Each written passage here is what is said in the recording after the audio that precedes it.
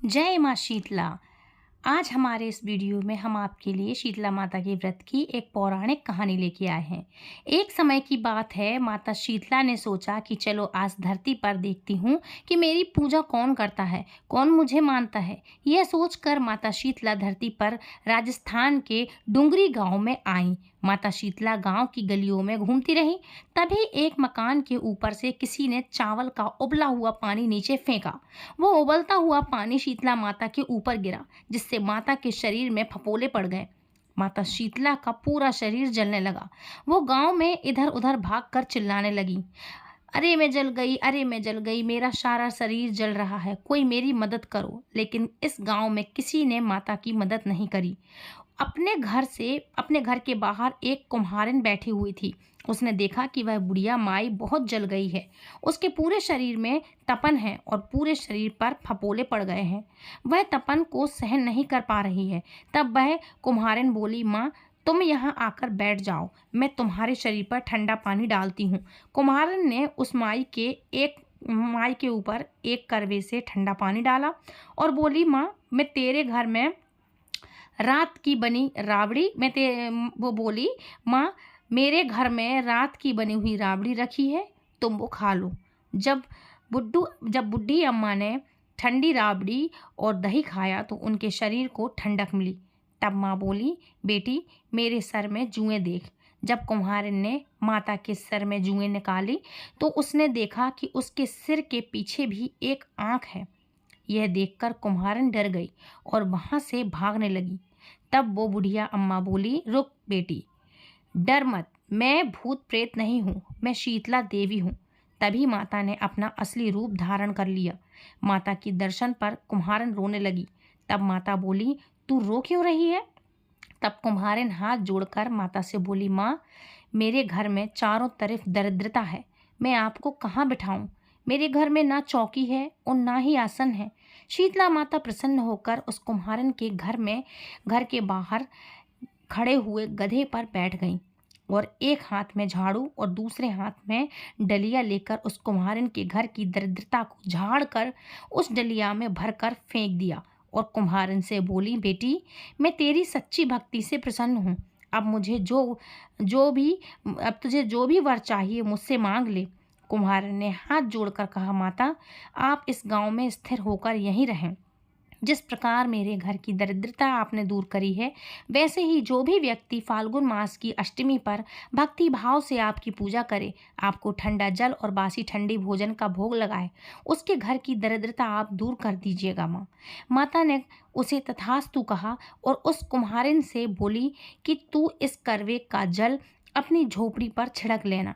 कल सारे नगर में आग लगेगी लेकिन तेरी झोपड़ी नहीं जलेगी। यह कहकर माता अंतर्ध्यान हो गई। कुम्हारिन ने ऐसा ही किया। रात को सारी नगरी में आग लग गई, पर उस कुम्हारिन की झोपड़ी बच गई। यह देखकर नगर के राजा ने कुम्हारिन को बुलाया और उससे पूछा, कुम्हारिन पूरे नगर में आग लगी पर तेरी झोपड़ी कैसे बच गई? कुम्हारिन ने राजा को शीतला माता की कृपा की सारी बात बता दी और बोली, मुझ पर शीतला माता की कृपा हुई है। उस दिन से राजा ने पूरे नगर में ऐलान करवा दिया कि अब से शीतला अष्टमी के दिन किसी भी घर में चूल्हा नहीं जलेगा और शीतला माता को हर घर में बासी और ठंडे भोजन का भोग लगाया जाएगा। बोलिए शीतला माता की जय। अब सुनिए दूसरी कथा।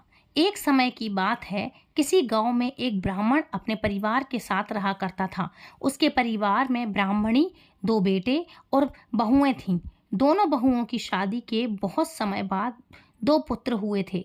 एक समय शीतला अष्टमी का त्योहार आया तो शीतला अष्टमी की रात को ब्राह्मणी और उसकी बहुओं ने मिलकर ठंडा भोजन तैयार किया। उसके बाद शीतलाष्टमी के दिन उन दोनों ने अपनी सास के साथ शीतलाष्टमी की पूजा करी और कथा सुनी। कथा सुनने के बाद दोनों बहुओं ने सोचा, हमारे बच्चे तो छोटे हैं, यदि हमने बासी भोजन कराया तो वह बच्चों को नुकसान करेगा।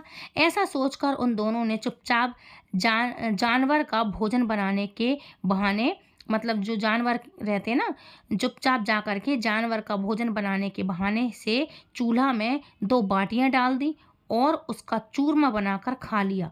इसके बाद दिन चढ़ने पर जब दोनों बहुएं अपने अपने बच्चों को उठाने गईं तो उनके होश उड़ गए।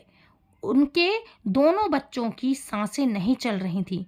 यह सब शीतला माता के प्रकोप से हुआ था। बेवश होकर दोनों बहुओं ने चूरमे की सारी बात बता दी, जो रात में कैसे उन्होंने चूरमा बनाया और खा लिया। सब कुछ सास को बता दिया। तब ब्राह्मणी ने अपनी बहुओं से कहा, तुम दोनों ने शीतला माता का अपमान किया है। अब तुम दोनों मेरे घर से चली जाओ और इन बच्चों को जीवित लेकर ही मेरे घर वापस आना।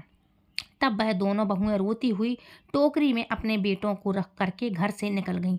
रास्ते में एक सूखा पेड़ आया, जिसके नीचे ओरी और शीतला दोनों बहनें बैठी हुई थीं। दोनों के बालों में जुएं पड़ी थीं। वह दोनों बहुएं उसके पास जाकर बैठ गईं। उन दोनों ने शीतला और ओरी के बालों से जुएं निकाल दी। जुएं निकालने से ओरी और शीतला माता ने अपने सर में शीतलता का अनुभव किया और बहुओं से कहा, तुम दोनों ने हमें शीतल किया है। जैसे तुमने हमें शांति दी है, वैसे ही तुम्हें भी शांति मिले। अब दोनों बहुएं साथ में बोली, पेट का दिया लेकर के ही हम दोनों मारी मारी फिर रही हैं, परंतु शीतला माता के दर्शन नहीं हो रहे। तब शीतला माता बोली, अरे तुम दोनों तो पापनी हो। शीतलाष्टमी के दिन ठंडा भोजन करने के बदले तुमने गर्मा गर्म खाना खाया था, तो प्रकोप तो तुम्हें भोगना ही था। यह सुनते ही दोनों बहुओं ने शीतला माता को पहचान लिया और वह माता से प्रार्थना करने लगीं। वह बोली, हे माँ, हम अज्ञानी हैं और तुम्हारी महिमा नहीं जानते थे। अनजाने में ही सही हमने पाप तो किया है, हमें क्षमा करें।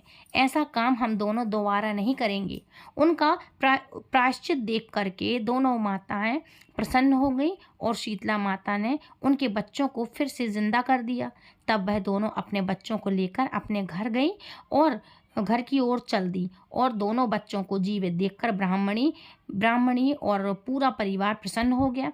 दोनों बहुओं ने घर आकर शीतला माता की सारी बात अपने घर वालों को बता दी और बोली, अब हम गांव में शीतला माता का एक मंदिर बनवाएंगे। उन्होंने गांव में शीतला माता के पावन शीतल मंदिर का निर्माण करवाया और गांव वालों की श्रद्धा और शीतला माता की तरफ से अधिक हो गई। और शीतला माता जैसे आपने उन बहुओं पर, उनके बच्चों पर कृपा करी है, वैसे ही हम सबके बच्चों पर कृपा करिएगा। कथा आपको अगर अधूरी लगी हो तो प्लीज़ हमें कमेंट करके पूरी कथा ज़रूर से सुनाइएगा या बताइएगा। साथ ही साथ आप ये भी बताइएगा कि आपके सिटी में या आपके शहर में ये पूजा होती है और आप कहाँ से इस कथा को सुन रहे हैं। तो please do like, share and subscribe. Hare Krishna, Hari बोल, जय माता शीतला।